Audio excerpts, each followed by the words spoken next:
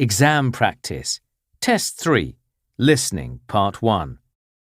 You will hear a number of different recordings and you will have to answer questions on what you hear. There will be time for you to read the instructions and questions, and you will have a chance to check your work. All the recordings will be played once only. The test is in 4 parts. At the end of the test, you will be given 10 minutes to transfer your answers to an answer sheet. Now turn to Part 1.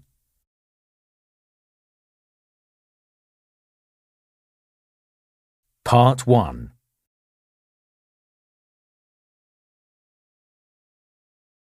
You will hear a conversation between the organizer of a short film competition and a man who is interested in taking part in this event. First, you have some time to look at questions 1 to 5.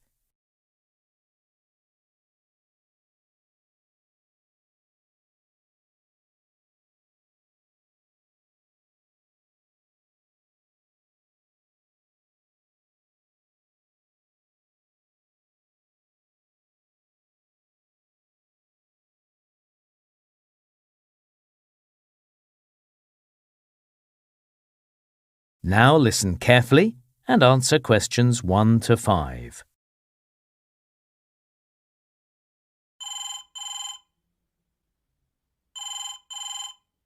Oh, hello. Is this the right number to call for the short film competition? Yes, how can I help? I know the competition's been running for 10 years, but I've never taken part before. I want to be clear on the rules. Is 20 minutes the maximum length of the film? That's correct. So, shall I run through some of the other rules for entry? That'd be great. I'll make some notes. All right, so the deadline for getting the whole film made and sending it in to us is on Wednesday, May the 15th. Oh, really? I thought the submission date was sometime at the end of June, the 30th. That's when the judges announce the winners. Right. I guess I don't have as much time to make this film as I thought. Now, just so it's clear, one of the rules is about the team of people you have working with you. Will you be doing most of the filming yourself? Probably, yes. OK, but perhaps you'll be needing some technical support with editing and the audio? I imagine so. That's fine, but you can't employ any professional actors, I'm afraid. They all need to be new to acting, having a go for the first time. I see. Not a problem. Now, I know that one of the rules is about the things you need to include in your film. That's right. Last year, all films had to include a scene with a broken pair of glasses. What about this year? Well, it's been decided that one of your main characters has to be a child. Or if you prefer, it could be an animal instead, but we have to see them in a number of scenes, OK? All right. I'll have a think about that. I'm not sure which one would be easier to work with. It can certainly be a challenge, but that's what the competition is all about. Now, it's not just our rules you need to think about. You might also need to get permission, say, for example, if you decided you wanted to add some music to the film. That sounds complicated. I suppose I could use a local band, people I know that would help out. I wouldn't need permission in that case. Good idea. Then you don't need to worry about the legal side of things. All right, that's clearer. Actually, is that right that the film doesn't need to be in English? Yes, because if a film wins the competition in this country, it could end up being part of an international competition. But if you're going to use another language, you've got to provide subtitles, and those do have to be in English and 100% accurate. If they're not, your film won't be accepted in the competition. Seems fair. Before you hear the rest of the conversation, you have some time to look at questions 6 to 10.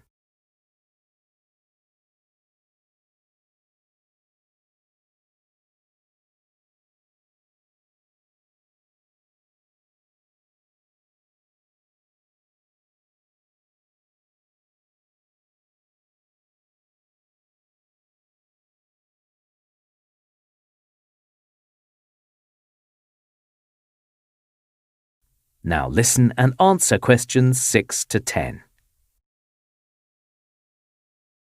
I don't suppose you could give me any advice about making the film, I mean. Of course. In my opinion, it's the script that you should concentrate on. That comes first. Work out what everyone's going to say and go from there. Okay, thanks for that. And I read somewhere that you shouldn't have too many characters or locations. Yeah, I'd agree with that. I also read that with short films, the judges have their preferences. I mean, they seem to like films with a serious message, like a documentary. I guess I shouldn't do a comedy because not everyone laughs at the same thing. Yes, stay away from that kind of film.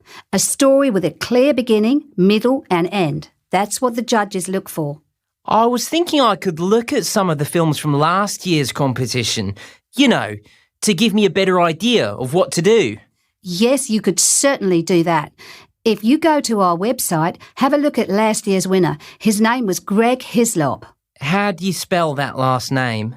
Sure, it's Hyslop. His film was actually one of the shorter ones, but the judges really liked it. Actually, I'm wondering if I've seen that one already. Isn't it about an artist, someone who no one appreciates, but then she ends up selling lots of her paintings? That's right. If you want to have another look, the film is called Imagine. It really holds your attention. Thanks. I'll have another look after this call. So, you know what the prizes are? It's $500 for third place, up to $2,000 for the overall winner. And, of course, the winning films are shown in a theatre so the public can see them too. That would be an amazing thing to happen. So that would be the Bridge Theatre, would it, in the city centre? Yes, that's my favourite theatre, actually. Lovely view of the river. So, do you have any more questions that you want to run by? That is the end of Part 1. You now have 1 minute to check your answers to Part 1. Exam Practice Test 3. Listening Part 2.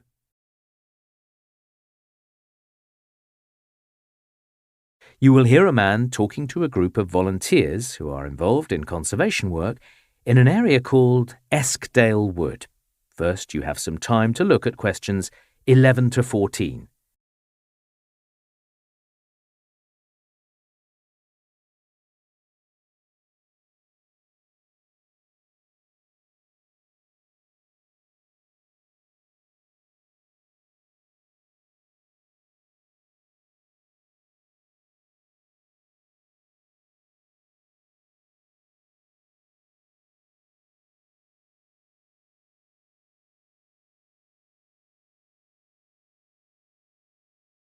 Now listen carefully and answer questions 11 to 14.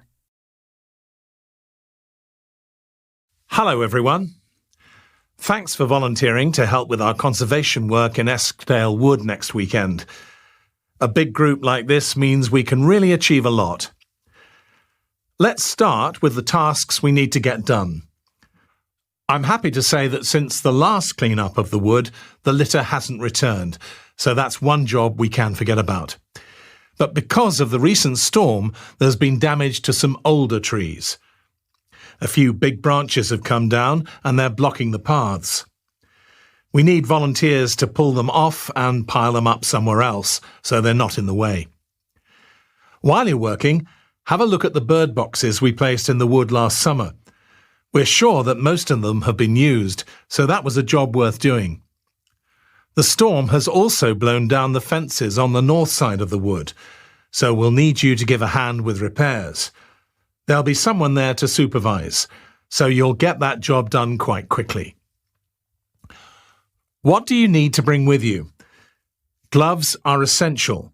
You don't want to end up with cuts and dirt all over your hands. If you don't have a good pair already, I'd suggest popping into town and buying a pair from the garden centre. They seem to have a good range. Now, the forecast is for cloud, but at least it'll be a dry weekend. You can leave your sunscreen at home. As usual, we'll be handing out any tools you need at the start of the day. Spades, saws, hammers, it'll all be supplied. There are parts of Eskdale Wood which are still muddy after the storm, so I'd recommend boots. You'll need to supply your own, and I'd put them on in the car park if I were you before you enter the woods.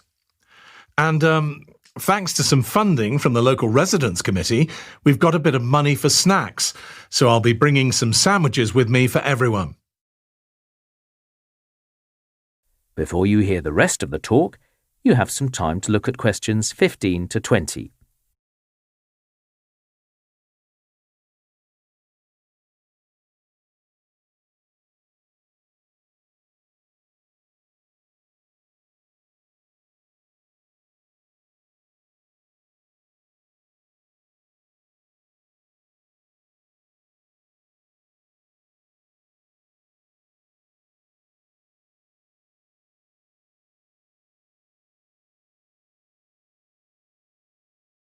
Now listen and answer questions 15 to 20. Right. Some of you have expressed an interest in taking part in this year's bird count. The bird count is really useful. It tells us which native birds are doing well or if their numbers are declining. And we can also find out if there are any new species of birds that don't normally inhabit the woods. So, if you decide to take part in the bird count, there are a few things you need to do. Nowadays, people don't tend to record what they see on paper. It's all done through a mobile app. To get one of those, you'll need to go online and find a website like eBird or NestWatch. If you've never signed up with them before, register your details and they'll send a mobile app to your phone. Once you've got that sorted, you need to consider exactly where you're going to count the birds. You might decide to spend the day, say, just in a single field, or you might want to cover a wider area. It's up to you. Stay away from privately owned land, because you'd need to get authorization for that. The next thing to do is get some other people to come along and help you, a group that are also interested in birds and that are capable of using the technology. Yes, because by yourself, it's easy to miss the birds that might be in the trees behind you. Then, on the day of the bird count, you need to give all your helpers a printout, showing pictures of the birds you're hoping to see. The pictures should be clear enough so people can really distinguish between similar-looking species. So yes, the document should be in colour, really. Also, remind people that the bird count is not a race to find the most birds possible. It's supposed to be a group effort, with everyone staying in the same place. What else? OK, at the end of the day, once all the counting's been finished, get together with the rest of the group. How many birds of one species has everyone seen? Compare notes. It doesn't really matter if your totals are slightly different. Just get everyone to work out and decide, more or less, what the probable number was.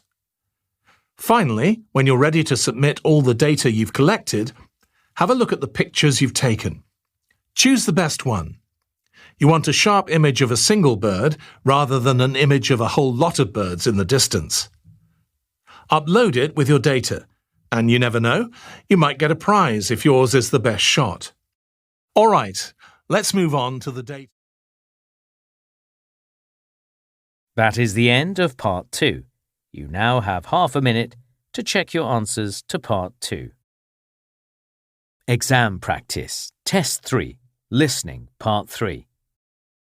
You will hear two art history students, Chloe and Oliver, talking about the research they have done on the restoration and reproduction of old paintings. First, you have some time to look at questions 21 to 25.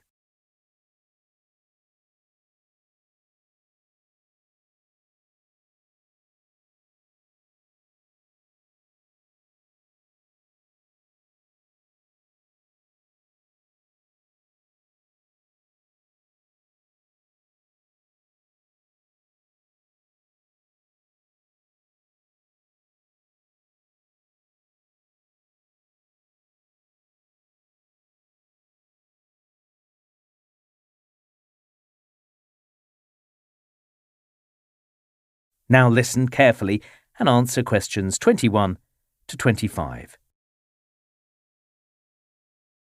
Okay, Chloe, let's put the presentation together. What do you want to include in the introduction? Well, we're looking at the restoration of old paintings and the reproduction, so we should begin with a definition to show how those two things are different. Is that necessary? Let's start in a visual way, show some paintings that have been restored, and talk about why it was necessary. So, for instance, a painting that was damaged by water and another one by insects or by sunlight. Okay, let's go with that. It'll get everyone's attention. After the introduction, we should tell everyone about our museum visit. Yes, it was great to see people restoring paintings in front of us. Did you know that most of the restorers we met didn't have a degree in art history? They'd done things like chemistry and archaeology. I never would have imagined that. Me neither. I had no idea those kind of skills would be useful. Apparently, a painting can take a year to clean. I guess it would. And one guy I spoke to told me they're always experimenting, reading up on different ways to clean the paintings. So, would you be interested in a career in art restoration? You know you don't actually need to be able to draw, so it might suit you. Very funny. Look, I think it would be a great job, but I wouldn't choose to do it. You get to work in interesting places, that's true. I mean, sometimes you'd be working in a public place, like restoring the paintings high up on a church ceiling. With the public watching? I wouldn't mind that. But the thing is, when someone owns the painting you're working on, you've got to get it right. What if they didn't like the colors you'd used? Too much pressure. True. Since we visited the museum, I've been researching other restored paintings. One was a Dutch landscape. It had been hanging in a museum for over 100 years, and everyone just thought it was a nice scene of people on the beach.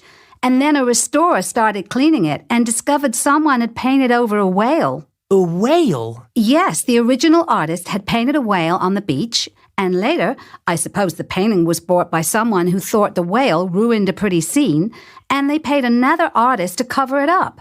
You must be right. Not everyone judges a painting in the same way, obviously. Anyway, we'll have plenty to say about restoration.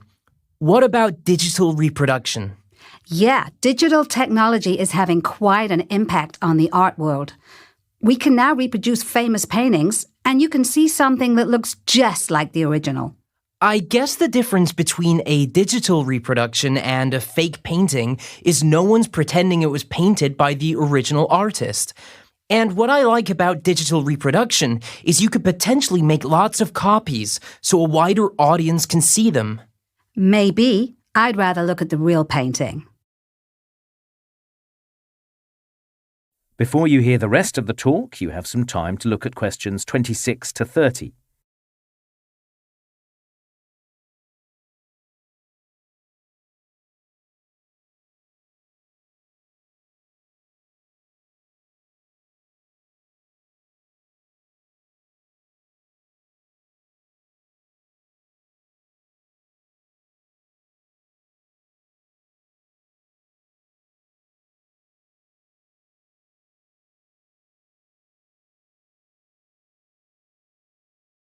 Now listen and answer questions 26 to 30. Okay, so if we're talking about digital reproduction of art, we have to mention the company Factum Arte and how they reproduced famous paintings that had been lost or damaged so they can go on public display. Good idea. Let's note down the challenges the team faced. What about Vincent van Gogh's 6 Sunflowers? The original painting was destroyed. The team had a photo of it, but it wasn't very clear. Right. They couldn't see how Van Gogh had used his brush. They knew the National Gallery had a nearly identical sunflower painting by Van Gogh, and so they had to ask the gallery whether the team would be allowed to study and scan it, so they could reproduce the brushstrokes in the right way. They got approval in the end.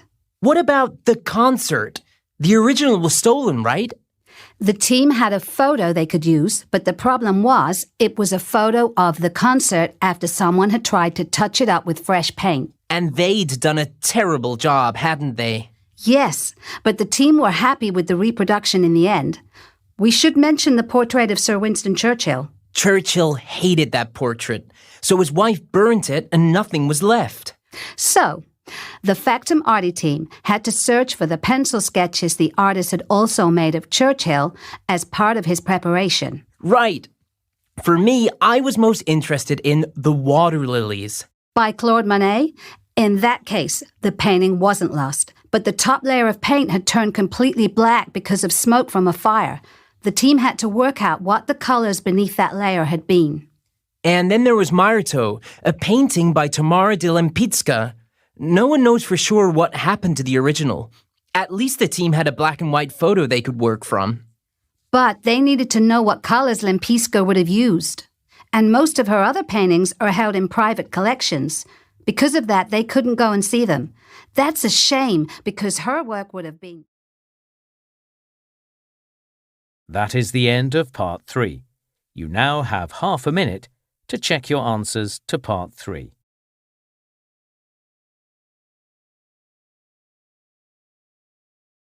Exam Practice, Test 3.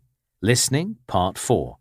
You will hear a student giving a presentation about the challenges of living in space. First, you have some time to look at questions 31 to 40.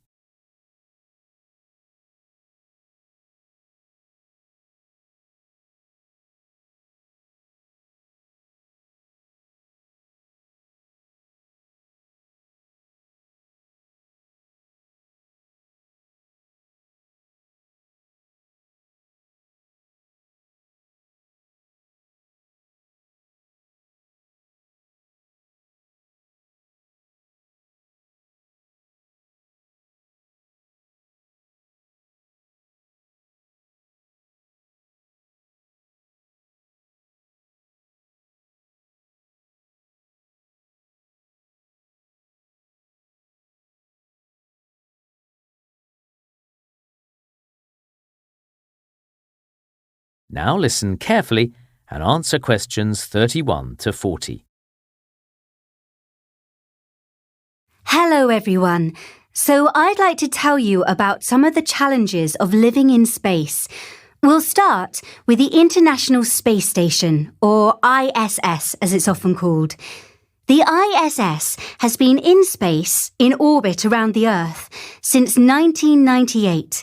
Over 200 astronauts have lived on board, and one of the biggest challenges for them is living in microgravity. So, what happens when you're living in microgravity 24 hours a day for months? For a start, it affects your blood circulation. On Earth, your blood would naturally be pulled towards your feet, but in space, it goes to your head, and we'll talk a bit more about the consequences of that later. But it also goes to your chest, and that's why astronauts have to be careful about their blood pressure. Microgravity also affects the minerals stored inside your body. Over time, for example, the amount of calcium inside your bones begins to decrease, so the bones become weaker. Yes, it's not much fun living in space. The astronauts have to maintain a very strict exercise program. They do 2.5 hours of exercise 6 days a week. If they don't, what happens is that their muscle begins to waste. Some of it also turns into fat. And one final problem that some astronauts experience, they find that when they get back to Earth, they can't see clearly. Scientists aren't exactly sure why this happens, but it seems that the astronauts' vision can be permanently affected. Another challenge with living in the ISS is you have to take everything you need with you. So space agencies like NASA are constantly improving the way they recycle things. Water, of course, is a vital resource, and every little bit counts. That means that even the sweat that the astronauts produce is recycled. I know that doesn't sound very nice, but NASA says their water is purer than anything you'd drink on Earth.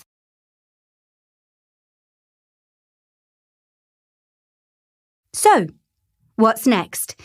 Humans are already living in space, in the space station, but now the goal is to live on the Moon or Mars. For this, we need to make buildings, and the challenges for engineers and architects are even harder. It's incredibly expensive to transport materials into space, so they need to be as light as possible.